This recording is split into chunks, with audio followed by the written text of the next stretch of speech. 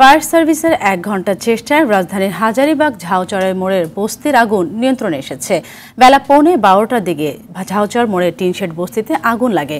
মুহূর্তের মধ্যে আগুনের লেলিহান শিখা বস্তিতে গড়ে ওঠা একের পর এক ঘরে ছড়িয়ে পড়ে। নিয়ন্ত্রণে হাজারীবাগ ফায়ার স্টেশনের ২টি, লালবাগের ২টি, মোহাম্মদপুরে 2টি ও পুরান ঢাকা সিদ্দিক বাজার ফায়ার স্টেশনের 1টি সহ মোট 7টি ইউনিট আগুন নিয়ন্ত্রণে কাজ করে। ১ ঘণ্টার চেষ্টায় নিয়ন্ত্রণে আসে আগুন। এতে হতাহতের কোনো খবর পাওয়া যায়নি। তাৎক্ষণিকভাবে এর সূত্রপাত ও ক্ষয়ক্ষতির কারণও জানা যায়নি। আগুন লাগছে, আমরা দৌড়ে দৌড়তে চাইছি, দেখি সব পুরীতে ছাই হয়ে গেছে। আগুনটা যখন আস্তে আস্তে ছড়াই গেছে তখন ফায়ার সার্ভিসটা ফোন দেওয়া আসছে, পরে ফায়ার সার্ভিস আসে পরে আর কি করছে। আগুনটি লেগেছে 11:50 সময় আমরা সংবাদ পাই, এমনকি 1 ঘন্টায় আমরা আগুন নিয়ন্ত্রণ আনতে সক্ষম হই। এখানে আমরা এই পর্যন্ত কোনো আহত নিহত পাইনি, তবে আগুন নির্বাপন শেষে তদন্ত সাপেক্ষে বলা যাবে কি পরিমাণ ক্ষয়ক্ষতি হয়েছে এবং কি কারণে আগুন লেগেছে। দর্শক, এই মুহূর্তে হাজারীবাগ বস্তি থেকে আমাদের সাথে সরাসরি যুক্ত হচ্ছেন সহকর্মী আশিকুল আলম। আশিকুল, আগুনের সূত্রপাত জানা গেছে কিনা আমাদের জানাবেন, আর এছাড়া ক্ষয়ক্ষতি নিয়ে বাসিন্দা ও ফায়ার সার্ভিস কি বলছে?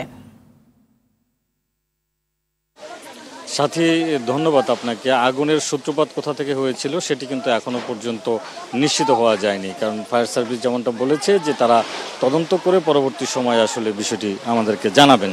আরেকটি বিষয় জানিয়ে রাখি আপনাকে যে এখানে যেটি পুড়েছে বস্তি ঘর যেটিকে বলা হচ্ছে, আসলে এটা মূলত একটি মানে যে অব্যবহারযোগ্য যেসব জিনিসপত্র আছে তারা যেটাকে আমরা ভাঙারি বলি আর কি, সেই ধরনের ব্যবসা তারা এখানে পরিচালনা করেন। এবং এখানে তারা প্রচুর সংখ্যক প্লাস্টিকের বোতল এবং ভিতরে প্রচুর কার্টুন ছিল, যেগুলোর থাকাতেই আগুন খুব দ্রুত ছড়িয়ে পড়ে এবং সেটিকে নিয়ন্ত্রণ করা তাদের পক্ষে প্রাথমিক অবস্থায় খুব কষ্টকর হয়। এবং পরবর্তীতে আস্তে আস্তে কিন্তু এখন একদম আগুন পরিপূর্ণ ও তারা নির্বাপন যেটাকে বলে সেই নির্বাপনের পর্যায়ে রয়েছেন। এখনও পর্যন্ত কিন্তু কাজ চলছে, ফায়ার সার্ভিস কাজ করছে। আরেকটি বিষয় জানিয়ে রাখি সাথে আপনাকে যে পাশেই একটি মসজিদ এবং মাদ্রাসা রয়েছে, যেটি মসজিদের প্রায় পুরো অংশটি পুড়ে গেছে এবং মাদ্রাসার কিছু অংশ এখনও পর্যন্ত অবশিষ্ট রয়েছে, যেটি পুড়ে ছাই হয়ে গেছে এবং কিছুটা অংশ এখনও পর্যন্ত বাকি আছে।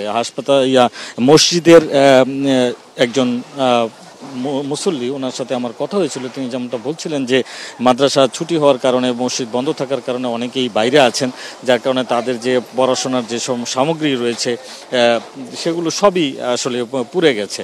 শেষ পর্যন্ত আসলে ক্ষতি কতটা হয়েছে সেটি নির্ধারণ করা যাবে পরবর্তীতে।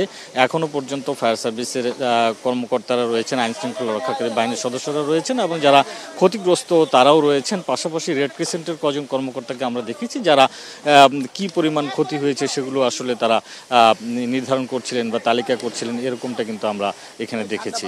সাথে এই ছিল আমার কাছে হাজারীবাগের ঝাউচরে লাগা আগুনের এখনকার মতো সর্বশেষ খবর। জি, অসংখ্য ধন্যবাদ আপনাকে।